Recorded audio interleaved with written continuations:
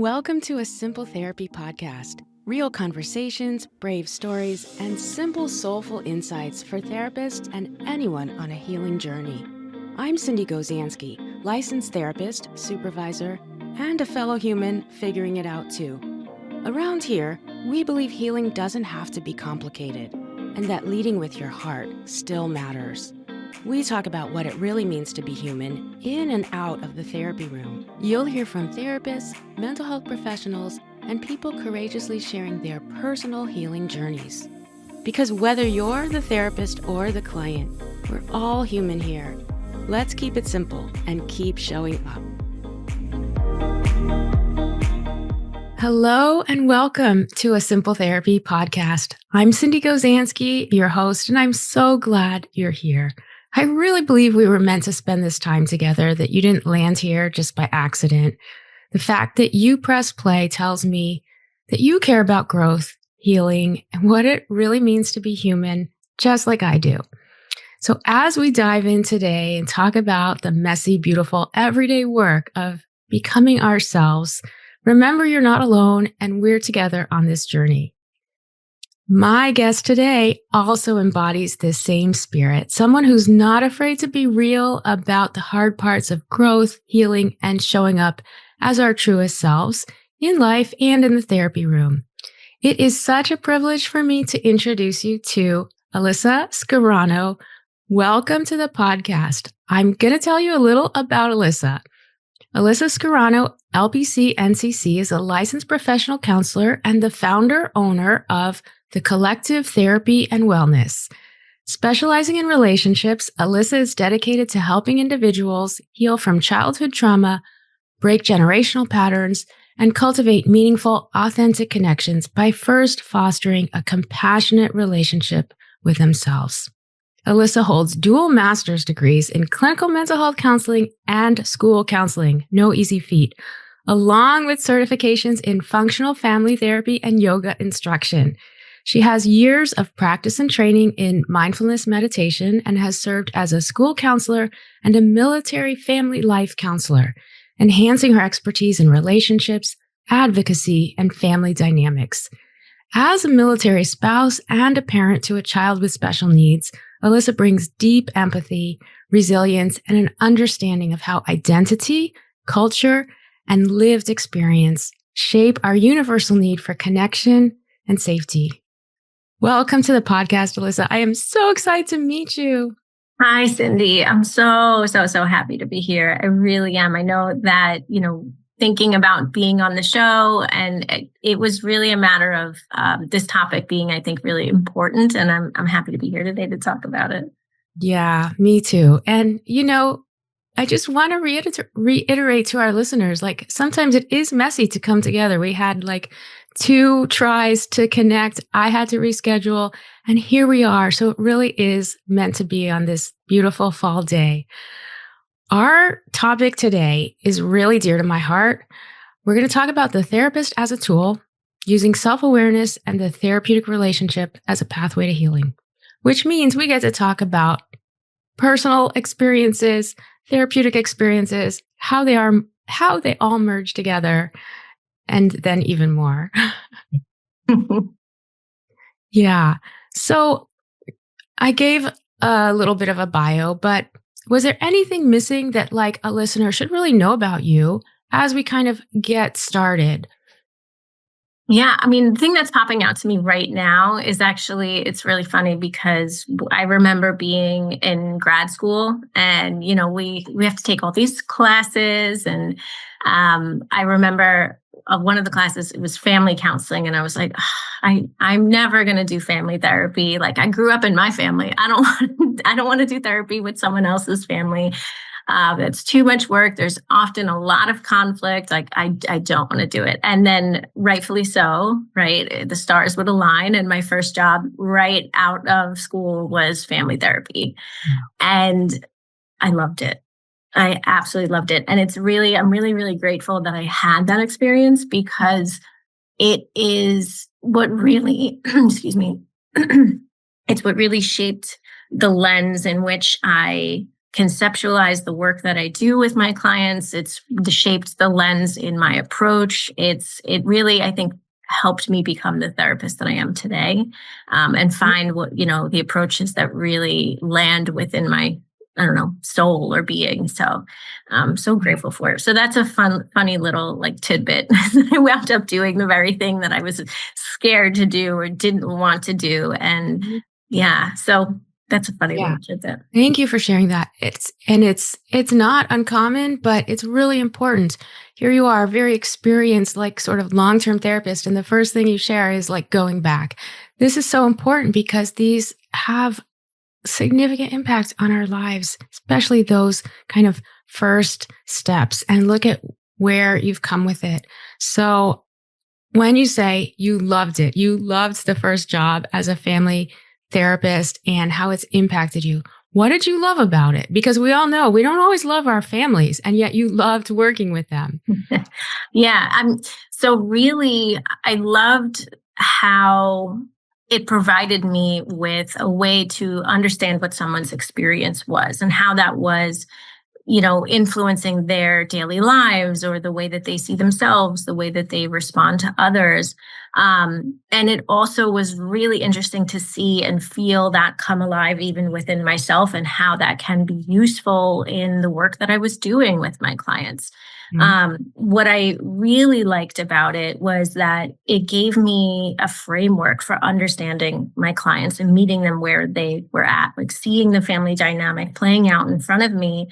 And knowing that dynamic, while it's playing out within the hour session, it's also always happening even when I'm not there, right? Nothing happens in a vacuum. And that's dynamic has been building or been reinforced throughout all the years prior of me being now in that room. And thinking about what is sustaining this dynamic, what are each of the family members maybe quote unquote getting out of it, that it's continuing to function in this kind of way. And really, when you think about it, it's like our self-talk is often shaped or influenced by the way our caregivers have spoken to us or about us or even about themselves, right? That's how language is learned, is through the reciprocal connection that you get with another human being. And that's often our early caretakers, people who are around us often.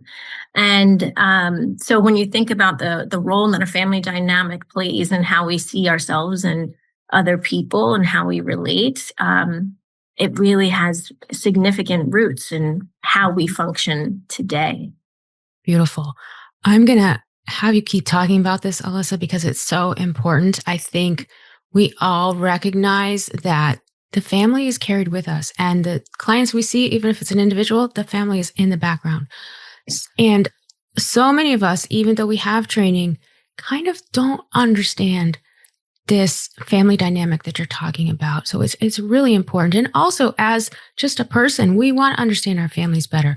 And I misspoke when I said we don't always love our families. I think we love them, and then hopefully we love them. And then there's also some conflicts or some entrenched roles that we don't love, thinking about going to a holiday dinner and what you're going to expect and how you're going to navigate.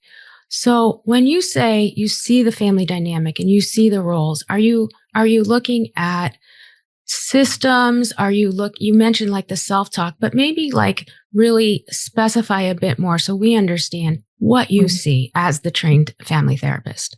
Yeah.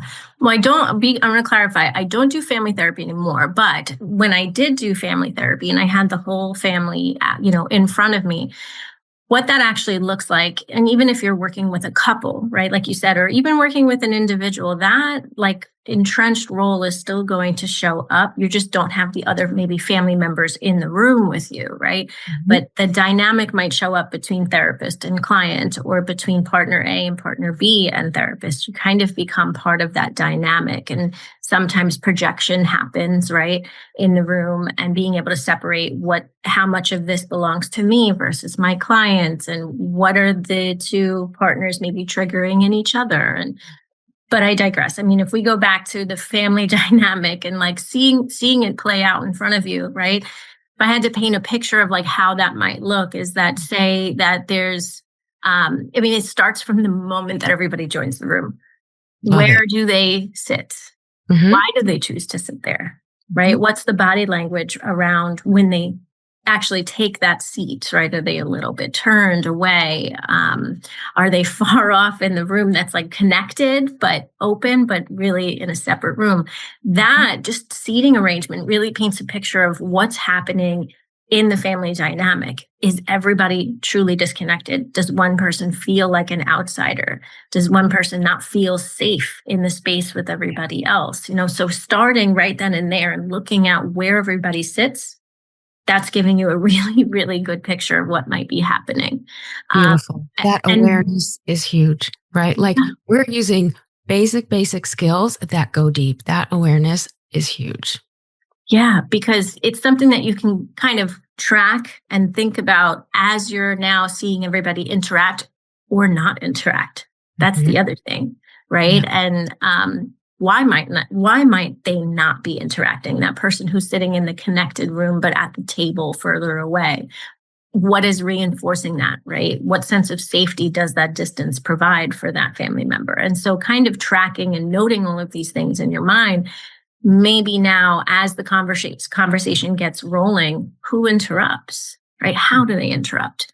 Does the youngest child come in and start dancing in the middle of a conflict, right? To try and maybe interject or distract, right? And that probably happens whether I'm in the room right here, right now, or not. Maybe it happened 5 minutes ago. Maybe it's been happening for all of the years of their life.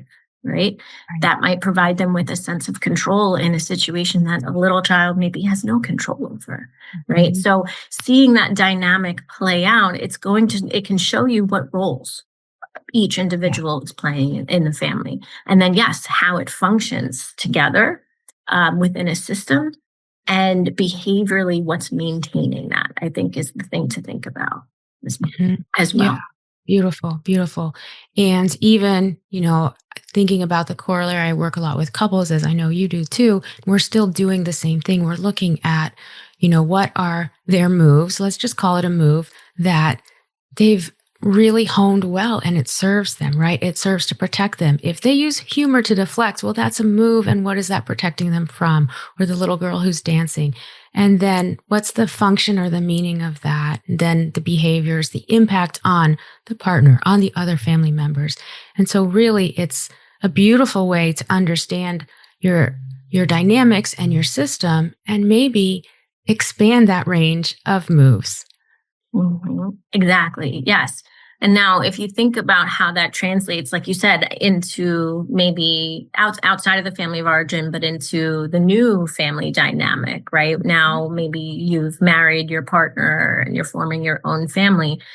Yeah, that role that you played maybe as a kid, or that the function of that behavior that you achieved through playing that role, now it's kind of coming into someone else's dynamic that they've played, which could be in direct opposition with one another, right? Yeah. And so how do we now dance together within those different roles as we form our own family and have our own children? And then here we go, creating a new system. Yeah. Alyssa, this is so great and really helpful for people listening, especially for clinicians, to just kind of have a nice simplistic breakdown. Yes, family therapy is very complicated, but you're bringing it to a level where people might really get excited about doing it. And we need more family therapists right now. We need to really, really save our families. And so appreciate you bringing that to us. And it just shows also your expertise in relationships. And then let's dive into that, right? Because when we have this awareness to hone into relationships, including with ourselves, we can become better therapists. And that's what we're kind of talking about today. How do we use, as you said, your self-awareness, monitoring your emotions, our own wounds, our own dreams, and ways that we want to be as we're sitting in the therapy room, to attune to our clients, to interact, to help them. Like this whole idea, we could call it countertransference. We could call it bring ourselves into the therapy room. But it starts with that relationship and self-awareness. Yep, exactly. Right. And remembering that we're all human. Sure, we might have the credentials after our name and the different licenses and, gone to school, and we have the knowledge, right? And the tools and the desire to connect and to help people. And at the end of the day, we're still human beings, right? And we're still feeling individuals with our own stuff. And so we can't ignore the fact that all of that stuff exists at the same time. I know sometimes in certain graduate programs or certain approaches, and not to say that this is wrong or even try to muddle the waters, but sometimes I think even in any sort of just course study, there's a little bit of like separating yourself from your clients, when in reality, that's not really possible, right? Because if that's the case, then you're not really like connecting necessarily on a human way, right? And that might kind of stir the pot for some. So I want to clarify. It's okay. We're here to stir the pot. I am always trying to sort of like train that concept out of my new therapists or the grad students that I work with. So it's kind of like I want to say like, yes, bring it. This is okay. gold. Yeah, because I know that is a touchy subject, right? Especially if we're talking about course of study or what happens in graduate school and what the focus is. Yes, we get it. It does matter being able to decipher or discern how much of this belongs to me, right? And doesn't belong in this space conversationally, and how much of this really belongs to the client. That process is important, but that doesn't mean negating or shutting off our own internal experience.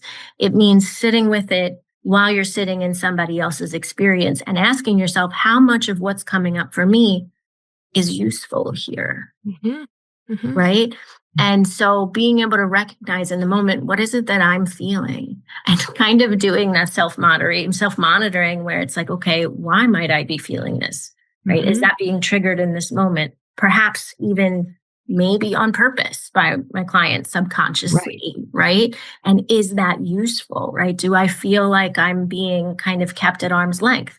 That might be useful to share, to say out loud.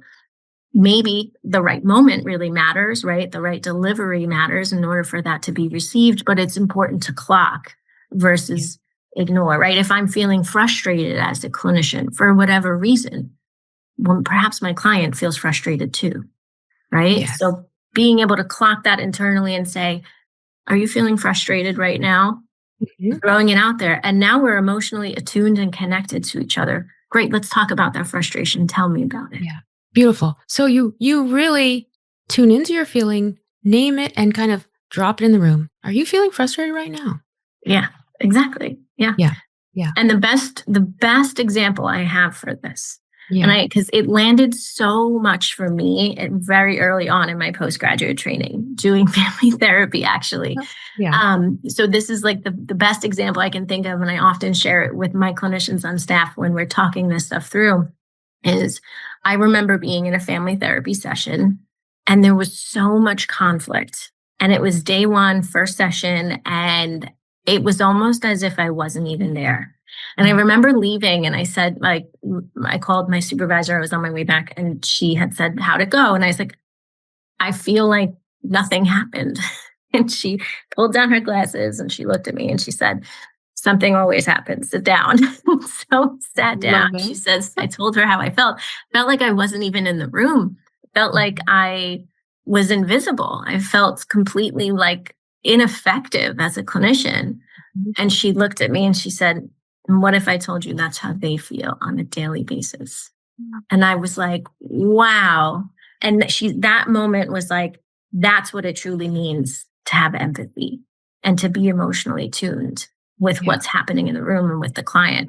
Now I could react to that, right, in the moment and shut down, right? Versus like in the moment, all of this conflict is happening around me, and I could shut down in the moment, like, what am I even doing here, right? And start personalizing it. Right. I'm not good enough for this work. I can't help them. I knew I didn't want to do family therapy, and here I am, right? So all of this stuff could come up and then take me out. And now I'm sitting in my own stuff, right? And I am actually doing what in grad school they say not to do, is making it about you because I shut down, right?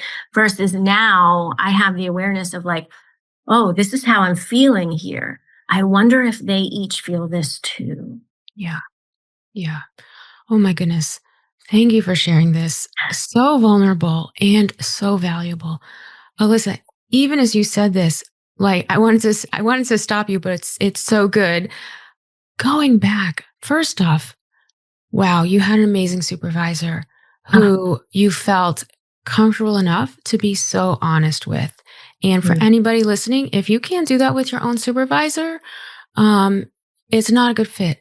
Find somebody that you can be this raw with, because your supervisor is there to help you in that way that Alyssa just described, where you can be yourself and share like your qualms and your raw feelings about being a therapist, because it is not easy doing this work and a ton of emotions come up, some that we don't even like about ourselves. So first, your supervisor was amazing. yeah. Second, that you could be so honest with her, especially as a relatively new therapist, and say like, seems like nothing happened, and just share that. And she was able, or they were able to then like really, really connect with you Mhm. and help you and help that family. But if you hadn't shared that and just like, oh, they were just all high conflict, and I asked them this, and that's how it went, not going to get anywhere. Right. Right, exactly. And that conversation is what changed the entire script for me of what this is really supposed to be like. Mm. um Not really supposed to be like, let me change that. This is of how to really do this work that we do, right? And it's exciting for me because I've always been a very emotional person. So being able to have my emotions, right, not shut them off, not resist them, not reject them, like these don't belong here in this space, but be able to use my emotions as the tool, right, to truly connect with another person. It's like, wow, I'm really getting to be this person that I've really always been in a way. There is a space for it here and it's useful, right? And Yeah, the how is the finesse of it is definitely can take a little bit of time, and having someone to talk it through if you're a clinician listening is really, really, really important.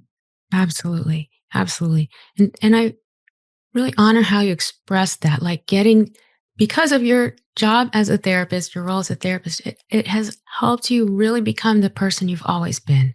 And Mhm. that's kind of like the mission and message of this podcast. Yes, I'm talking to a lot of therapists, but also to anyone listening. It's all about how can we help ourselves really align with our authenticity and who we're meant to be. And we are emotional beings. And so a lot of that is it's okay to have your emotions and figure out how you can be in this world with them. Mhm. Yeah. And really, we could, when you think about it, and this is a good prompt for any clinician listening, or even if it's somebody who's not a practicing clinician, maybe they're a client, right, or thinking about becoming a client. When we think about some of the mental health symptoms, right, like anxiety or depression or whatever other symptom that you're struggling with, burnout, guilt, shame, all of these things that are really difficult.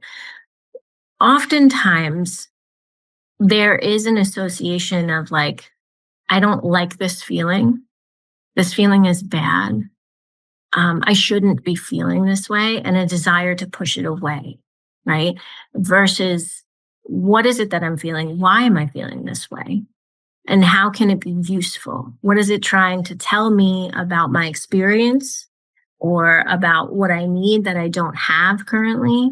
Right? It doesn't have to be that it's either good or it's bad. It's just a signal letting you know that something's going on, right? So if we have all of our emotions, then in general we're going to be, I think, we're going to be a little bit more clear in terms of decision making, in terms of what maybe I want to say and how I can say it and how I want to relate to this experience or this person. But a lot of the time we reject these things because they're uncomfortable, because of maybe previous experiences. I think anger is one of them. Is like, inherently, when we look at how um or historically, when we look at expressions of anger, right? The understanding is like, it's bad. Don't be angry, calm down, right? But Yeah. anger in and of itself is so valid because it stands for something that you experience that's unfair or unjust or unkind. And that experience, whatever experience it was that made you feel that way, is valid. So now the question becomes, how do I have or use my anger for my sense of need fulfillment that went unnoticed, right? Sure, I could be aggressive or I could be intimidating and violent, right, with my anger. And then, yes, maybe it's not healthy or helpful, but it's about how do I have my anger and use it instead of reacting to it. But because we sometimes resist the things that we don't like, that part of the experience is missing. And then it can turn into internalized anger or, yes, violence in relationships of some kind, right? Or emotional suppression. And then we have mental health symptoms. Yes, exactly. Beautiful. So, and speaking to the heart of couples and family therapy, anger is our hope. We have to really be able to understand anger, understand our client's anger, validate that. Going back to what you said before, what's the function of it? What's the meaning of it? What are the good reasons they have their anger? So again, it's not bad or good. We want to be able to understand it. And I love those questions, the template you gave just a few minutes ago. And we'll make sure that's somewhere. Maybe we can make a beautiful meme about it, Alyssa, because it's so helpful. If somebody has those questions like, what am I feeling? Why am I feeling this? All those other things you mentioned, it's okay if you don't know. It is okay. Right. And you can take this beautiful template, we'll make a meme, bring it to your therapist and say, can you help me with this? I have these feelings I don't understand. Look, I do that with my own therapist and I take notes, And so this is what we're doing here, trying to help everybody better understand themselves. Thank you for that. Yeah, you're welcome. Yeah. Yeah. As we're talking, and I'm sure people are really curious to find out more about Alyssa Scarano. And I want to mention your website in case anybody wants to check it out while we're talking. We're definitely not done, but just in case you want to check it out, it's collective-therapy.com. It's one of the most beautiful relational websites I've ever seen. So be sure you check it out. Today's episode is brought to you by Berries, the HIPAA-compliant note-taking platform that makes your therapy documentation effortless. I am using Berries now with my group practice, and it is amazing. Berries says goodbye to the burden of mental health notes using automated note creation. You simply record your notes or record your session, and the platform instantly transforms them into a fully customizable format. Plus, your recordings are not stored, ensuring complete privacy. Berries is personalized, affordable, and comes with an extremely generous trial period. And for listeners of this podcast, use the code Sindee50, that's SINDEE 50, for $50 off your first month. With Berries, you can reclaim your time and focus on what matters most, your clients, not your notes. It's truly made me enjoy being a therapist again. I encourage you to check out the link in the show notes for Berries. Use my discount code Sindee50 and get started today. Now we're getting into all the good stuff about how we can use our emotions as therapists, as humans. What happens when we get sort of like maybe blurred boundaries, or we're afraid like, I'm in the room. Am I over-identifying with my client on this issue? Or am I going to just come out of all these sessions completely burnt out and fatigued because I've been like using my emotions all day and I'm so spent? Yeah, no, valid, right? So if you're taking this approach, whether you're a clinician or a client, maybe connecting with a friend emotionally, right? It can be really taxing, right? If you're taking it on, because what it really is, if I had to name it, I think a little more specifically, the analogy that I use is like, you are, as the clinician, right, in the cave with somebody in their actual emotional experience, right? And kind of like trying it on as if you are feeling it yourself. But at the same time, climbing out of the cave and being able to have the bird's eye view, right? And then going back in the cave and climbing out. So there's a lot of acrobatics here of being able to, be in the emotion and step outside of it, be in the emotion and step outside of it, right? Which is really what you're modeling for your client. Is like, I can have my emotion, but I don't have to react to it. I don't have to internalize it. I don't have to, be reactive in an externalizing kind of way. So that ask, it can be draining and it can blur the boundaries, especially when you think about how many clients we see a day or we see a week, right? For some, it's 30, for some, it's 35. For some, I know clinicians will have 30-minute sessions at their agencies. And you're talking now, 60 sessions a week? So you're doing that all day long and get home from work. You've got 2 to 3 hours to have time to yourself, and 2 days out of the week, it can easily feel like, gosh, there's just pain and heaviness and difficulty and challenge and overwhelm and overload everywhere, because that's what we're doing all day long, is sitting in that space. So yes, this is where self-care comes in. Absolutely. Right. I know that's preached from day one in grad school as well. And it's preached throughout our career. And we, also tell our clients about it. But self-care, I like to kind of dial it in a little bit. Self-care is kind of like, in this regard, when we're talking about like sitting with a client's emotion and stepping outside of it, is really having that clear discernment of how much of this belongs to me versus a client, right? Mm-hmm. And if something about this case, about this situation, about this scenario is really sticking with me, there's something sticky there that does belong to me, that needs attention, right? And why is it sticking to me? And that's the other thing. I say that there's many different things sticking. Okay, why? That's interesting. Why? What maybe needs to be addressed internally for me that is aching, right? That this stuff is really sticking to. So that discernment process is truly, truly important. And if you are somebody who is interested in like the energies of things, and then you think about, okay, going in with almost like a bubble around you, an invisible, like white bubble of light and love. Everybody's different in what they like to do or what works for them, but that's essentially what you want to think about, is like, you can go into the cave with somebody in their experience, but still have a bubble around you. Right. Yeah. And, even if that's not your thing, it's a matter of really being able to say, okay, when I go into my session with my clients, it's really not about me. Sure, my client's scenario, how they're responding to me might trigger something in me, but it's also, that's about the client. It's about this experience. It's not for me to take home. Right. Yeah. The blurring of the boundary, though, is where we start to personalize it in whatever way, shape, or form, right? Where now it means something about me, or it means something about the world, or my relationships, or my ability. That's where the blurring of the boundary that's how to identify when it's happening. Yeah. Yeah. And you use the word like that stickiness and the ache.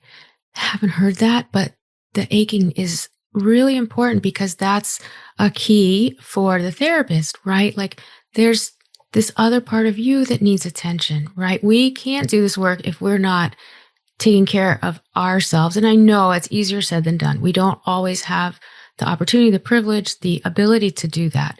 And yet finding a way to have that support, or to eventually spend some time figuring that out and building your bubble.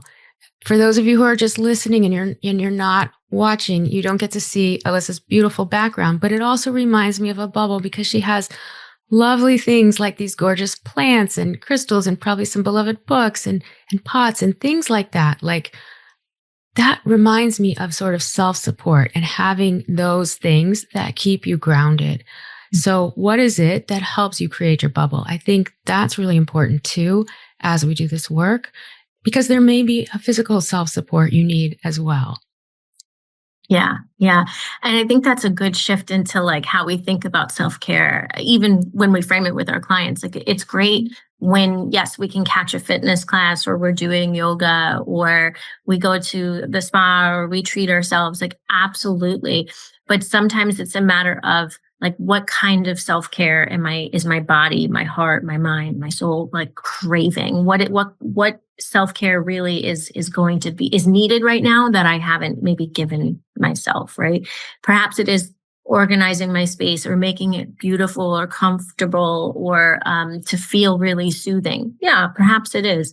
Yeah. Perhaps it's, I know for me, and this is, some people find it odd, but for me, I think, yes, being a mom, having a team of clinicians and seeing clients throughout the day and running a business, all these things, by the end of the day, sometimes all I really want is just to kind of hear the silence. My ears are buzzing sometimes at the end of the day, and I just want to like be still and have quiet around me. And maybe I'm doing some sort of like other task at the same time, but I'm really noticing the silence, if that makes sense. Like, I need a little bit of time to not listen to anything, to not have anything come through the ears. So when you think about your own self-care, it's a matter of asking yourself at the end of the day, or even throughout the day, maybe building it into your day. What is it that I need right now? What are my emotions? What is signaling about something that I need that I don't have? And how do I give it to myself? Perhaps it's not going to the spa or getting a facial. Perhaps it's really just finding some other way to comfort myself, even if it's a matter of having a hug from somebody. What is your body cueing you, right? My ears are actually buzzing. That's how I know I need quiet. So what is your body telling you about what you need? Exactly. Yes. Listen to your own tells. Some of us may need that human connection, or it is the silence or a little quiet time, or maybe it's music, like whatever it is that's going to kind of soothe that part of you that's like demanding something. We have to listen to that. Mm-hmm. Absolutely.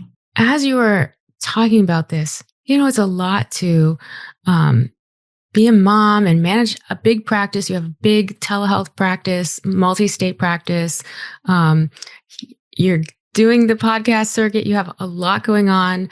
I'm curious because I think it'd be helpful for people listening. Like, how do you find like sort of juggling, what you've described? Like you mentioned, you're a mom of a special needs child, you're a military spouse. Like somebody who hears that just is like, whoa, whoa, whoa, whoa, like a lot of stress, a lot of maybe unpredictability in your life, as well as like really, really deep love. And it seems like it's also spurred your desire to like really advocate. I've always believed advocacy is a huge part of our work as therapists. It's not always taught that way, but I believe that. And so I'm curious kind of how that's gelled for you in terms of personal life, advocacy, and advocacy in the world at large. I wish I could say that there's really some sort of like intricate melding or gelling. But the way I really truly see it is I've always been someone who's called things out that aren't okay, right? Or that need to be addressed, right? For me, and there's always been this internal like mechanism that went off when something needs to be spoken up about, right? And I wish I could say that's like something I've brought in or that it's more just, it's part of me. When something doesn't align or make sense, I ask questions. I can't help but understand it, right? So I've always had a need to make meaning of things. So when there's a meaning that doesn't really make sense, I'm like, what do you mean? So that's just, I think, part of how my brain works and takes in information is the way I integrate information is I have to make meaning of it, almost like pattern recognition. So when it doesn't gel, that's where the advocacy, I think, comes in through questions and then trying to piece it all together. And I think it's the same thing with the emotions, is like, that's part of me. I've always always been creative. I've always had some sort of emotional like connection or outlet. And so the two kind of go hand in hand. I think the hard part is maybe at times kind of quieting them down. Yes, exactly. And that's where my self-care comes in. I mean, if there's ever anybody that's close to me that listens to this, or somebody that I went to grad school with, like the one thing that they would tell you, right, is, oh, Alyssa and her yoga. For me, that's like getting out of bed and making my bed in the morning. That's the one thing that I do for me, that even if I'm doing 1,000 things for somebody else or all these things that I don't want to do, right? I did this one thing for me. And yoga looks completely different day to day. It doesn't always Yeah. look like rolling out my mat and having a practice. It could Right. So be, tell me, like, what does yeah, that mean, Alyssa and her yoga? Because this is so helpful for someone. We yeah. don't have to be perfect in those things. And so I'd love to know, like, Alyssa and her yoga, what does that look like? Well, so in grad school or even before having children, everybody knew like that was a commitment that Alyssa had. Alyssa would talk about yoga. Alyssa would every day go to yoga, and I would, and I mean it was very much part of my routine, part of my life. It was built into my lifestyle. It's just I do love yoga, and in a lot of ways that's my solace, is having that space and that quiet that is just mine, where I'm moving my body and I'm breathing. And in those moments, how much control it would offer me, of like, I don't have control of anything outside of my body, but how empowering that is. I mean, it Oh, almost it kind of almost makes you offers, emotional saying it now. yeah. And it offers me a perspective, that, okay, that big thing that I'm so worried about, um, it puts it in perspective that it up against what I can do with my body, it doesn't hold as much power over me. I don't know, it's hard to explain in that way. Yeah, but Um, I see it touches you. It really touches on the spiritual for you, on the soul. mhm, And, you say, Alyssa and her yoga, like this is part of your soul essence. mhm. It looks different nowadays, Yeah. sure, with everything on my plate, it's not, back before kids, before being married, I would go, sometimes I'd stay for a double, or I'd go every day, and I would go to events on the weekends, or I'd be teaching. And nowadays it's like, when I can roll out my mat, great. If I can sit and have a quick meditation, that's more so what my yoga looks like. It's more internal these days. Yeah. And it's little spurts of a practice here and there when I can, but something every day. It's always something of moving my body or sitting in meditation. So, Yeah. Wow. and for shorter periods of time. Thank you for sharing that. It's so personal, and it's how you manage like all of the hard things, and we have so many hard and messy things in our lives, and we have to find what's going to work for us. And it's Mhm. not 100% every day. It's something little, whether it's yoga or prayer practice or some kind of walking practice or whatever it is. Find something, and that's why it's a practice. Like, try to make it a little bit yours each day. Exactly. Yeah, Yeah. that's my biggest thing. I would say is, we do so much for Mhm. others, right? All day long, whatever walk of life you're from, whether you're in a helping profession or again, you're a client, like we do so much. And some of these things we don't want to do, like the dishes, right? Right. Um, so how much of your day are you spending doing anything for you? Being on Mhm. your phone isn't necessarily something that's really fulfilling for your soul, right? Is it a distraction, or is it something that makes me feel good, truly? Mhm. Yeah. And we need to do this in to advocate for ourselves and what ourselves need in order to advocate for others. Really, that's what it comes down to. And Mhm. if you don't have this for yourself, you're not going to be able to help and advocate for others. Absolutely. Right. And just like anything else, right? If I'm not able to have all of my emotions, and I always go back to anger, I feel like it's an easy one to resonate with because it's so big. But like, if we as clinicians are uncomfortable with anger, Mhm. right, we might be really quick in a conflict setting, right? Or someone who's really angry to want to shut it down, interrupt it, versus I can tell that you're feeling like this, the things are imbalanced right now. Tell me about that. Or Yeah. what is it about this that makes you feel like you need to yell? Do you feel unheard? Tell me about that. Right. But it's a matter of, I need to be comfortable having all of my emotions so that I can model for a client that it's okay for them to have all of theirs. Yeah. Yeah. That's great. So, for therapists who want to bring some of this emotional awareness into the room, but either they're newer or they were always told, like, you're not supposed to do this. like, what's a first step that you would suggest that they can start to take to sort of practice safely and intentionally bringing emotional awareness into the room? Absolutely.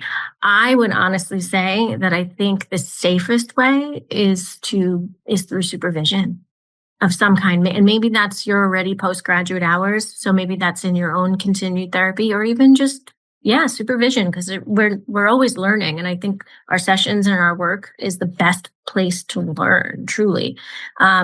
So getting with the supervisor that you feel comfortable with, or even beginning your own therapy and having time to kind of sift through and get to know and get comfortable with your own emotions. But if we're starting on a small scale, right? What it is like noticing, taking the time to notice, what am I feeling when I'm with my client? And it doesn't have to be a big emotion. It doesn't have to be loud. It doesn't have to be, I'm noticing that I'm internalizing something here. That's great, right? But it could just be, what am I feeling right now in this moment, right? Starting small and kind of just giving that space, naming it in your mind and seeing like, what can I do with that? Is it useful? Right? Do I want to kind of throw it out there like spaghetti on the wall and see if it sticks? Like, so you can experiment a little bit with that. But I do think that it can be hard, right? When you're first stepping into like using yourself as a tool to be able to differentiate or have that finesse of how to do that sometimes on our own, because it's a little bit of trying to see the forest through the trees. Exactly. Great advice. Definitely you can start there, even just noticing your emotion. If you're taking notes, which I encourage all therapists to do on some level, jot down your emotion. And if you don't want to take that risk and put it in the room, bring that to your mentor or to your supervisor. I think that's a great way to get started. Beautiful advice. And for somebody listening who is just, all about becoming better humans and they want to begin noticing their emotional experience with more compassion instead of judgment, like, what would you tell them? That same cue of like, whatever it is that you're feeling, it's telling you something. It's a part of you that's calling out to be seen, to be heard, to be acknowledged, right? So instead of judging, labeling, or reacting to it of like, this is bad, this is not good, what is that part of me trying to say? Awesome. So great. Sometimes what seems so simple takes practice. It's not as easy to do, and that's okay. So just give it a try. Maybe it's journaling. Maybe it's eventually, you'll bring it to a therapist or somebody that you trust. So I love that advice. I really acknowledge you, Alyssa, for all of the wisdom you've shared, the beautiful work you're doing in the world, touching people's lives, helping therapists, helping clients, and just so much. Grateful that you could be here with me today. And I feel like I've met a new friend, and we're going to have to come back and talk about relationships because I think we both dive into that. Absolutely. Yeah. You just let me know. I love this stuff. Like you said, we live and eat and breathe this stuff. So. We do. I know. We got up early and we're doing this and it's like fun. I know. So share with everyone where they can find out about you and all of those good things. Yeah. So we are on social media. We have Facebook, we have Instagram. We're working on being more active in the social media space, but really the best way to reach us is on our website because we've got all our scheduling links there. If we have any announcements on any groups we're running, they're all posted there. We have a bunch of freebies people can sign up for throughout our site. So that's the best place. That's our hub, our home is our website. And hopefully people are interested in finding out more about what we do because we do offer a whole bunch. We've got some wellness stuff as well as therapy. So yeah, and it's the Collective Therapy and Wellness, collective-therapy.com. We'll link to the show notes. Also, really share, I know there's some coaching, but there's also therapy across different states. Like, can you share a little bit about the states that you serve in case somebody listening is like, I need a therapist? Yeah, absolutely. So we are a multi-state telehealth practice, and we service clients in, I'm going to try and get it all, Florida, Missouri, New Jersey, New York, and Texas. So we've got clinicians licensed in multiple states, and the team does accept insurance, and we have, we're always adding to our repertoire of things. So we have group therapy options that we're running. The one we just did was on self-compassion versus shame and increasing your own self-worth. And we also have wellness services in the form of coaching. Our coaches are trained wellness professionals. So we have a self-love coach, but she's a licensed clinical social worker who created this amazing program on increasing your sense of self-love and self-worth and how to practice it every day. And it's actually backed by cognitive behavioral therapy with behavior modification interventions inside of it. We have a mindfulness meditation teacher, who's also a registered yoga teacher. And we have a nutritionist who's going to be joining us very soon as well. And his program is about the effects of physical wellness on our mental health and how to build a wellness practice.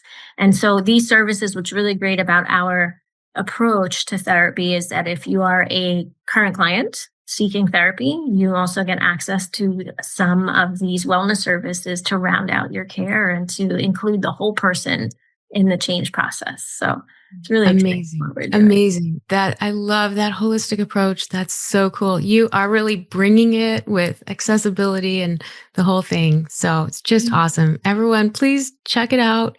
And again, thank you so much, Alyssa. I really, really enjoyed our conversation. Same here. I really did. Thank you. You're welcome. And thanks everyone for listening, for joining us today and feeling connected here for this episode. And so remember, until next time, keep it simple and keep showing up. Thanks for listening to A Simple Therapy Podcast. If today's episode resonated with you, please subscribe, leave a review, or share it with someone who needs it. Your support means so much. You can learn more or get in touch at asimpletherapypodcast.com. And remember, let's keep it simple and keep showing up.